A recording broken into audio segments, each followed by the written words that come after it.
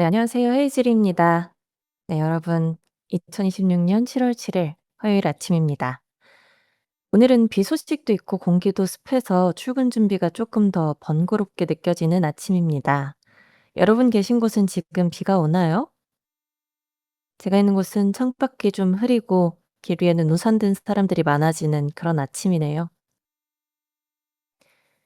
출근길에 듣고 계신 분들, 사무실에서 조용히 틀어두신 분들, 집에서 하루 준비하면서 함께 하시는 분들 모두 반갑습니다. 오늘은 비 오는 아침인 만큼 너무 급하게 가지 않고 시장 흐름도 차분히 열어보겠습니다. 방금 전 지난 2주 내내 분수령이라고 말씀드려온 그 숫자가 나왔습니다. 삼성전자의 2분기 잠정 영업이익 89조 4천억 원입니다. 시장 눈높이의 한가운데였던 85조 안팎을 웃도는 숫자예요. 그런데 흥미롭게도 간밤 미국에서 이 이벤트에 먼저 베팅을 걸었습니다. 어제 어떤 일이 있었는지 차근차근 보겠습니다.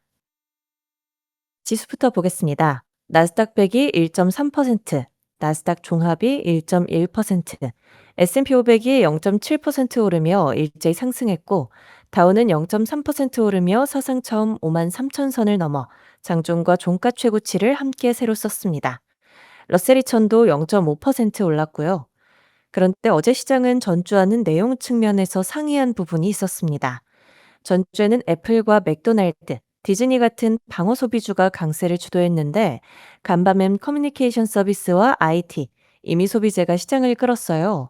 AI 인프라와 반도체로 매수세가 되돌아오면서 웨스턴 디지털, AMD, 퀄컴 같은 AI 메모리 관련주가 강하게 반등했고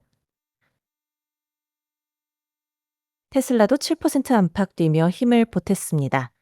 반대로 헬스케어와 유틸리티, 필수 소비재, 부동산 같은 방어 섹터는 부진했고요. 지난 목요일에 시장이 방어적인 쪽으로 순환매를 보이고 있다고 말씀드렸는데 그 흐름이 하루 만에 반전된 겁니다. 이런 흐름의 반전의 트리거가 된 것은 매크로였습니다. 간밤 6월 ISM 서비스업 지수가 나왔는데 헤드라인은 54.0으로 예상치 54.1을 살짝 밑돌았지만 24개월 연속 확장을 이어갔어요. 그리고 속사정을 자세히 들여다보면 더 중요한 정보들이 있는데요. 첫째, 고용지수가 51.2로 넉 달 만에 확장으로 돌아섰어요. 지난 목요일 고용보고서가 쉽게 나오면서 노동시장에 금이 가는 것 아니냐는 걱정이 있었잖아요. 그런데 서비스업 현장의 채용 심리는 오히려 늘리는 쪽으로 방향을 튼 겁니다. 냉각이냐 정상화냐 하는 논쟁에서 정상화 쪽에 한 표가 실린 셈이죠. 다만 이번 미국 월드컵과 관련된 일시적인 채용이 수치에 영향을 주었을 수 있다는 단서도 함께 붙었기 때문에 한 달은 더 지켜봐야 할 것 같습니다. 둘째, 물가지수가 67.7로 2월 이후 최저까지 내려왔어요. 유가가 전쟁 이전 수준으로 되돌아온 효과가 서비스 비용에 스며들기 시작한 것으로 해석되고요. 이와 관련해서 연준의 월러 이사가 신중한 목소리를 냈습니다. 노동시장은 안정되는데 인플레이션은 다시 오르는 모습이라며 위험의 균형이 달라졌다. 그리고 이게 정책 판단에도 영향을 준다고 했어요. 원러는 연초까지 비둘기 색채가 강했지만 중동 전쟁 이후 매파 쪽으로 옮겨간 상태인데요. 다만 중동 이슈는 유가가 되돌아오며 일단 어느 정도 안정된 상태죠. 그래서인지 발언에도 불구하고 금리는 내렸습니다.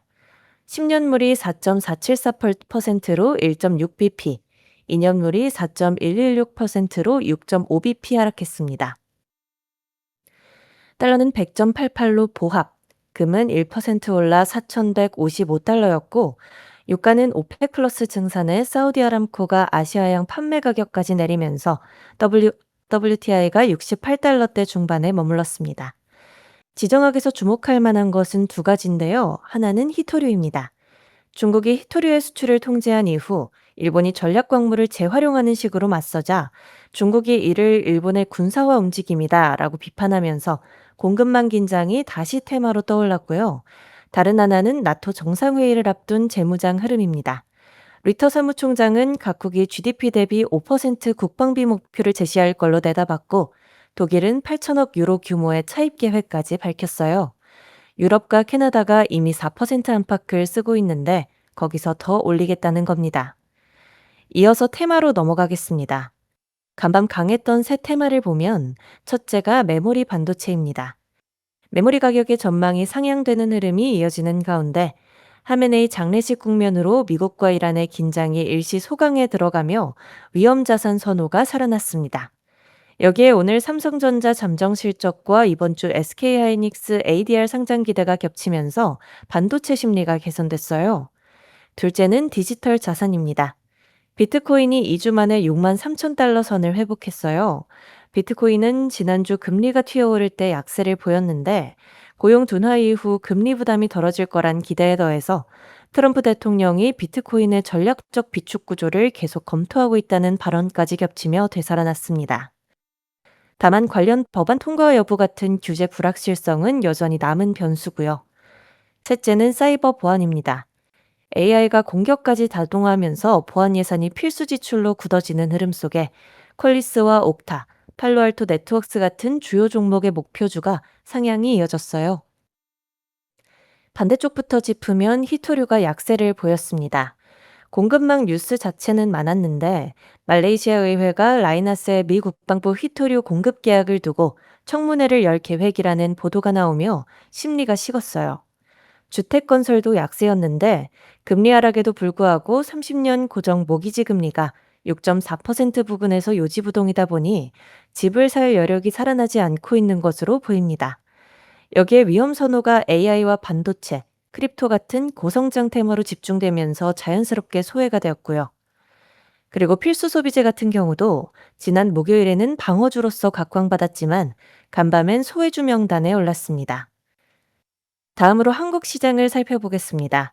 어제 코스피는 장중 8,300선을 넘봤지만 외국인과 기관 매도에 밀려 8,051로 마감했고 오늘 아침에는 확인할 재료들이 몇 개 쌓였습니다. 먼저 오늘 새벽에 확정된 소식 하나. 캐나다가 60조 원 규모 차세대 잠수함 사업의 우선 협상 대상자로 독일 티센크루프 마린 시스템스를 선정했습니다.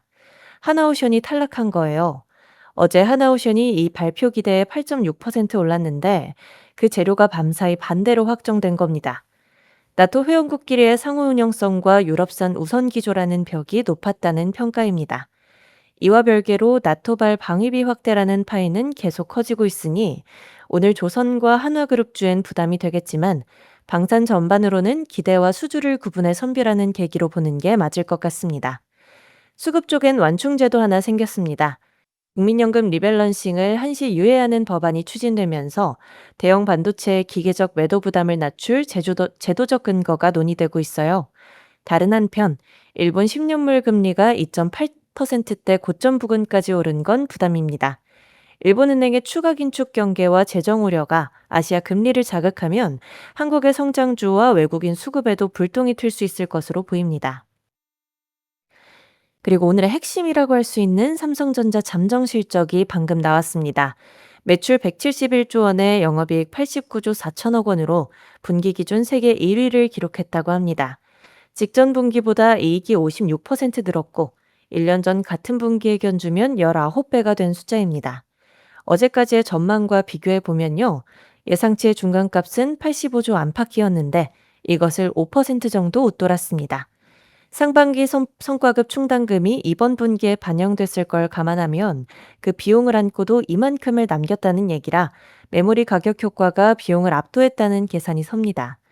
다만 직전 분기엔 컨센서스를 40% 넘게 웃돌고도 발표 당일 주가가 빠졌죠.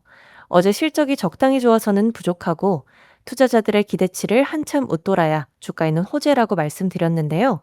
잠시 후 장이 시작되었을 때 높아질 대로 높아진 시장의 눈높이가 삼성전자의 성적표에 어떤 값을 매길지가 관건이 되겠습니다.